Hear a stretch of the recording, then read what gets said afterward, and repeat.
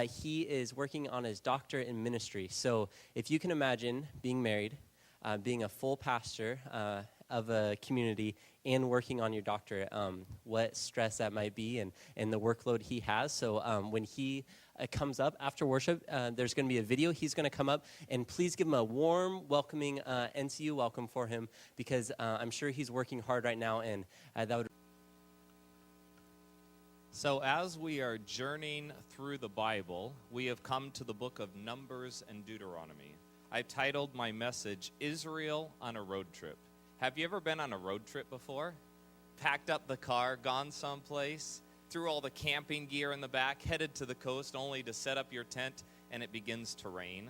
What's the first thing that came out of your mouth when you woke up in the morning and your tent was half full of water and your air mattress was a flotation device? What came out of your mouth? Oh, you can't say it in chapel?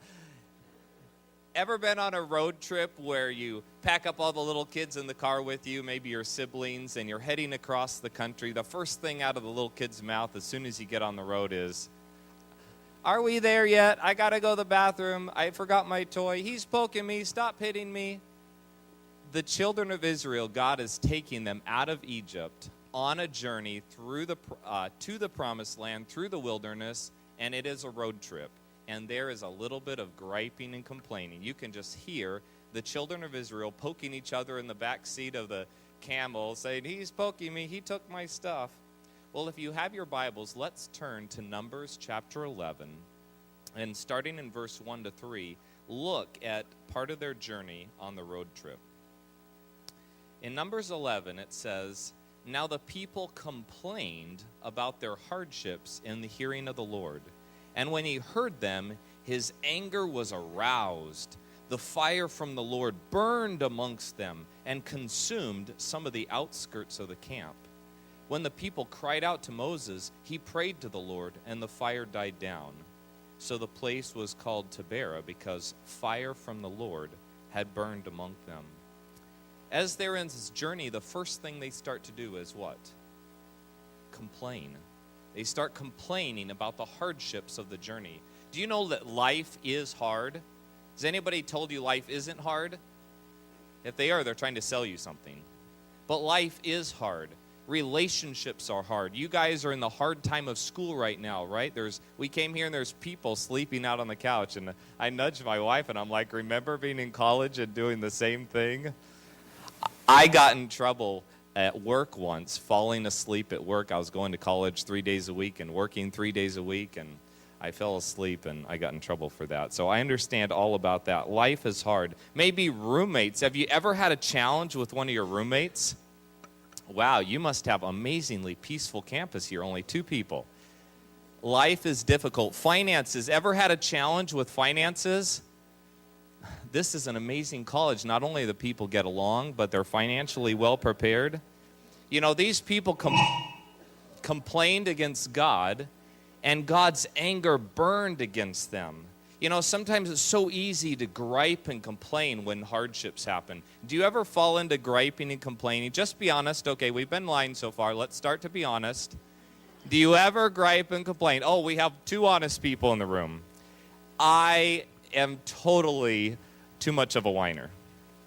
Maybe you've never done that, but it's so easy to fall into whining and complaining. Well, let's turn back to Numbers and see a second time that the children of Israel continued to whine and complain. In Numbers 11, starting in verse 4, it says, "The rabble with them began to crave other food. And again, the Israelites started wailing and said, 'If only we had meat to eat. We remember the fish we had in Egypt at no cost. Also the cucumbers and the melons and the leeks and the onions and the garlic. But now we've lost our appetite and we never eat anything but this manna.'" God is miraculously providing food for millions of people in the wilderness. This is train loads of food. And they're whining and complaining. I think it was too balanced. They were used to coffee and donuts, and God was providing them well-rounded meals. Have you ever complained about somebody's food that they made for you? Maybe your mom, maybe the cafeteria. Wait, this is NCU. Nobody would complain about the cafeteria food. It's excellent. That's right. Has anybody ever complained about a meal you made? Maybe you thought, oh, I'm going to help my roommates out, and we're going to have a meal together, and they're like, what is this? I've had top ramen like 10 times this week, and I don't want it again. We are so good about complaining, and God gave them food, and we'll find out how that worked for them. Let's turn over to verse 18 to 20. God tells them in verse 18, he says, tell the people, consecrate yourselves in preparation, for tomorrow you will eat meat. The Lord heard you when you wailed. If only we had meat to eat, we were better off in Egypt. Now the Lord will give you meat. You will eat it. You will not eat it for just 1 day or 2 days or 5 or 10 or 20 days, but for a whole month until it comes out of your nostrils and you loathe it. Because you have rejected the Lord who is among you and have wailed before him, saying, why did we ever leave Egypt? God said, you want some meat? You want some meat? I'm going to give you some meat. You're not just going to eat it for 1 day or 2 days or 5 days. You're going to eat it for a whole month until it comes out of your nose. Ever had something come out of your nose before? In youth group, did you play eating games? Chubby Bunny, ever played that? How many marshmallows can you stuff in your mouth until you can't say Chubby anymore?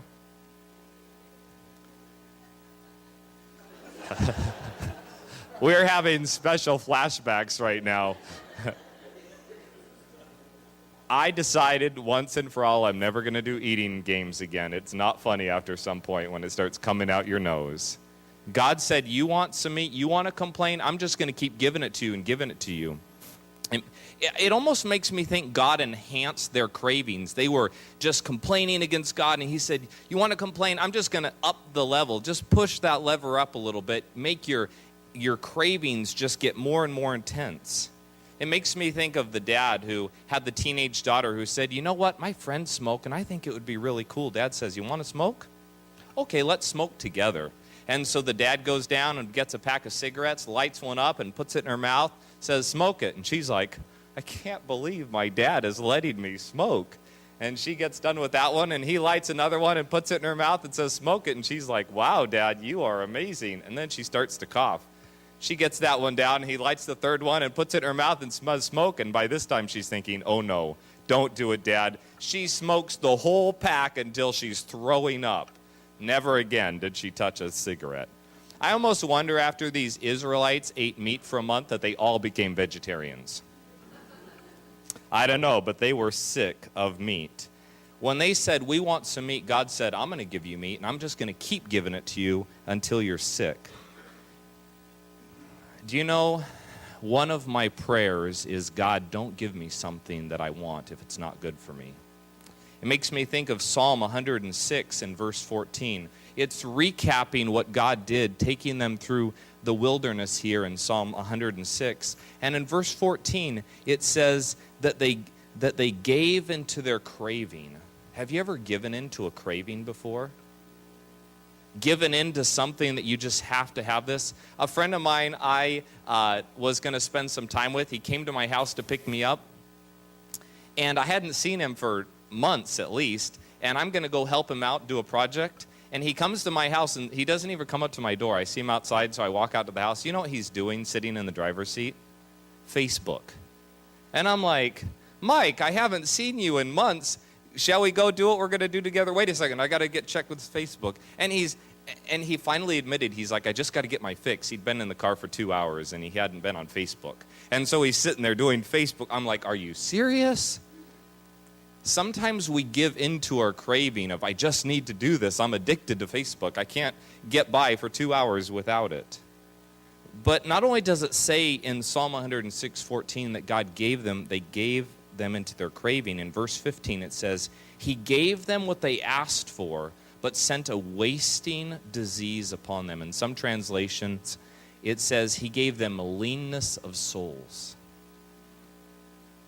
My prayer is, God, don't give me what I want if it's going to hurt me. because God knows what's best for us, and he wants to give us what's best for us. But they crave so much. God said, you want some meat? I'm going to give you some meat. And it was not good for them. But they didn't stop complaining. Let's keep reading in Numbers 11, verse 33.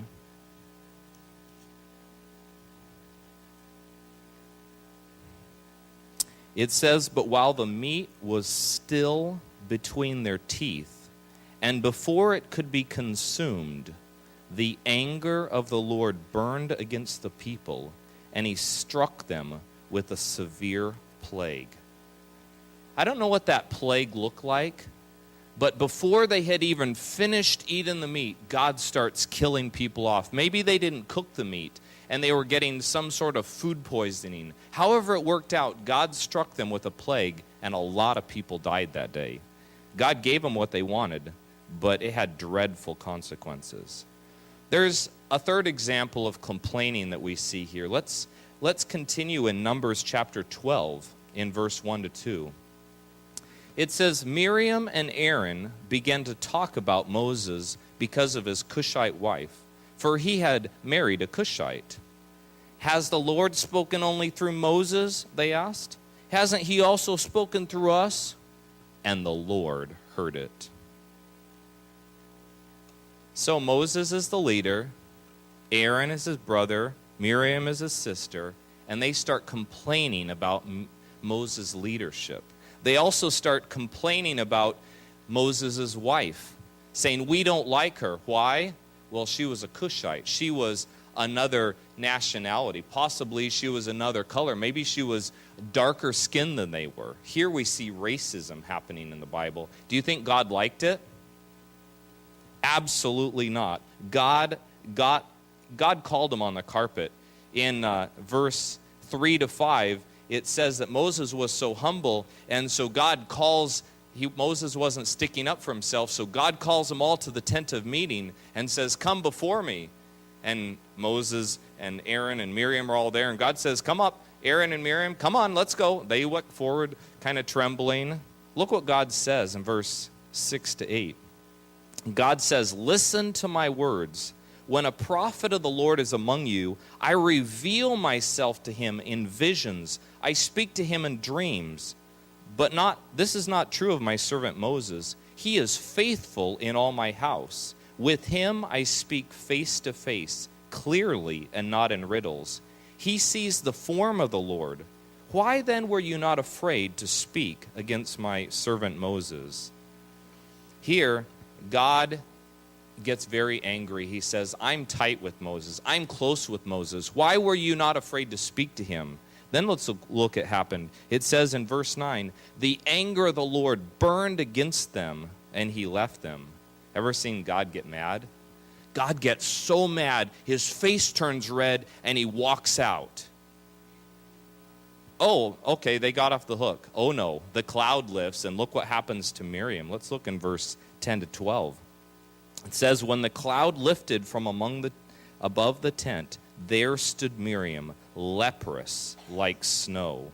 And Aaron turned toward her and saw that she had leprosy, and he said to Moses, please, my Lord, do not hold against us the sin we have so foolishly committed.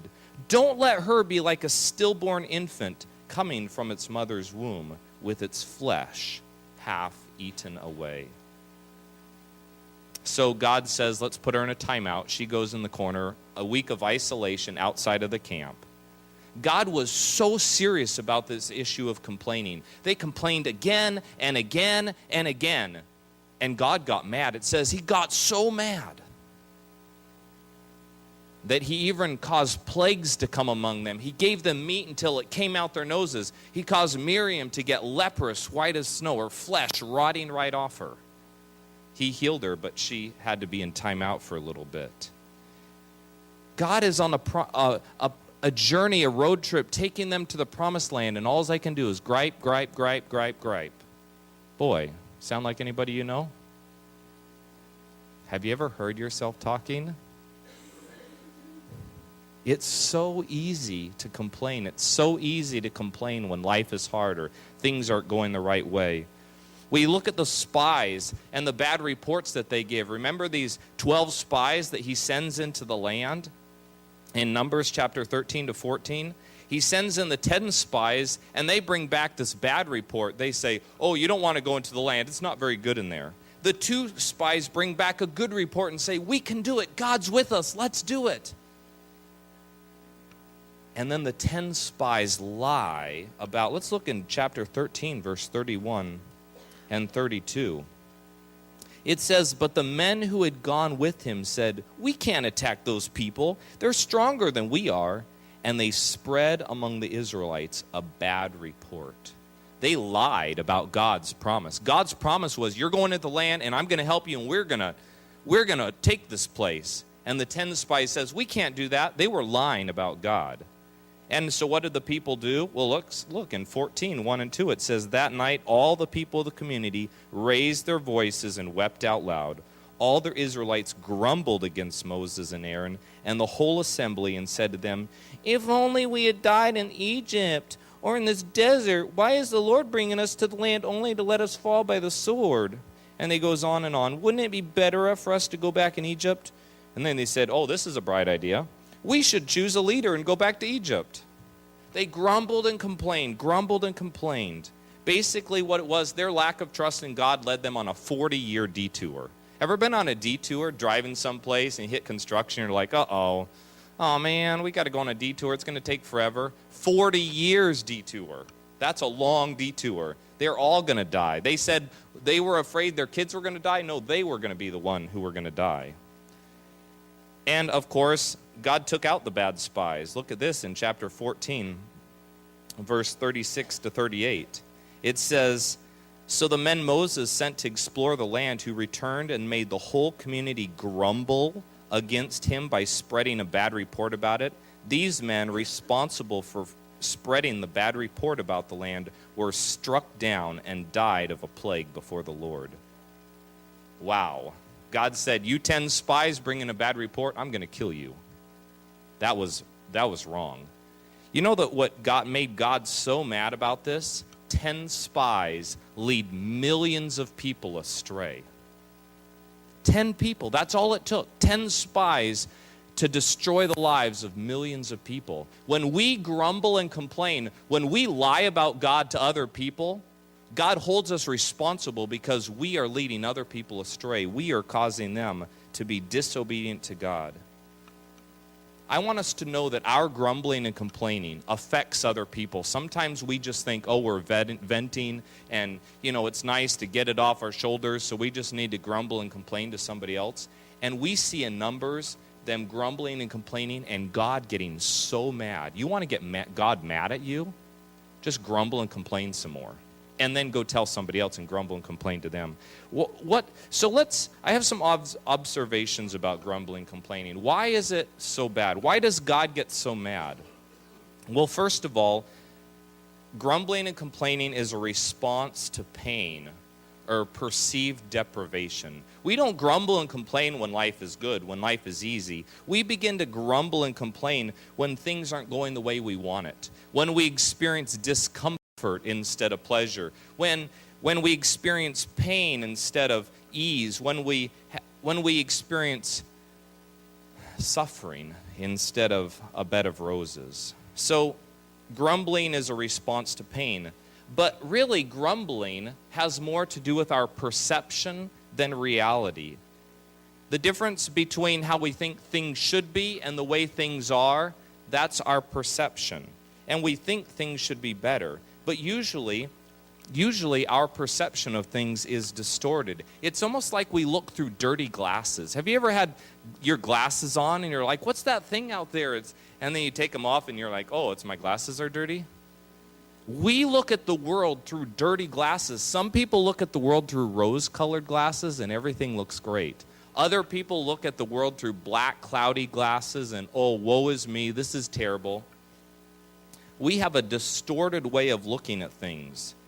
So grumbling for the children of Israel came from a distorted view of the benefits of Israel, of Egypt. In Numbers 11:5, what were they complaining about? They said, well, their perception was, in Egypt, we had leeks and onions and we had all this free food. What's the truth? What was the truth of Egypt? It was slavery. They were beaten. They were crying out to God for help, saying, this is terrible. The truth is, Egypt was terrible. But now they're in the wilderness and they're a little hungry, or they don't like the menu, and they're going, well, Egypt was a lot better. No, it wasn't.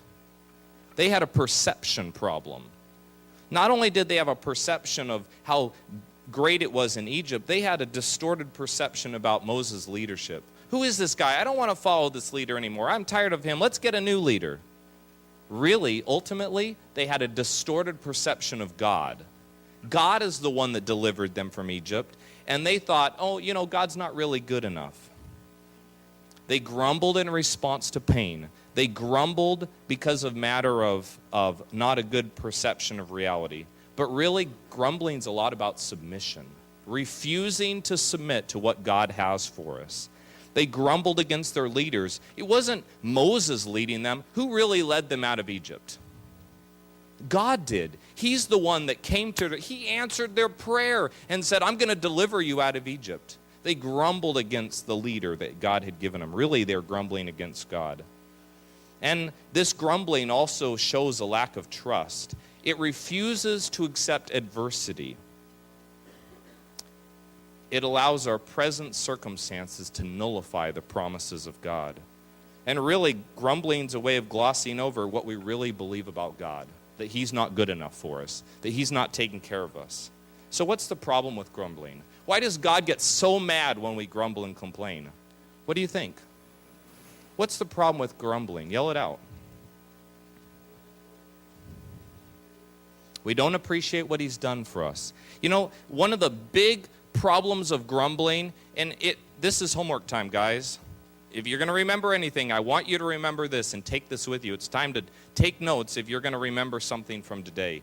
Grumbling misrepresents God. It lies about God to everybody around us. It lies that God is not good. When I grumble and complain, I'm saying if God was good, my life would be different. I'm lying about God. Grumbling is I'm lying because I say God doesn't provide for me. I don't have enough. I'm telling people God's not my provider. A problem with grumbling is that it tells other people God doesn't care for us, that he's not taking care of us. Grumbling, complaining says that God's not in control of our circumstances. Well, the truth is, he is in control of our circumstances. He does care for us. When I grumble and complain, I'm telling people that God doesn't love me. Is that true or not?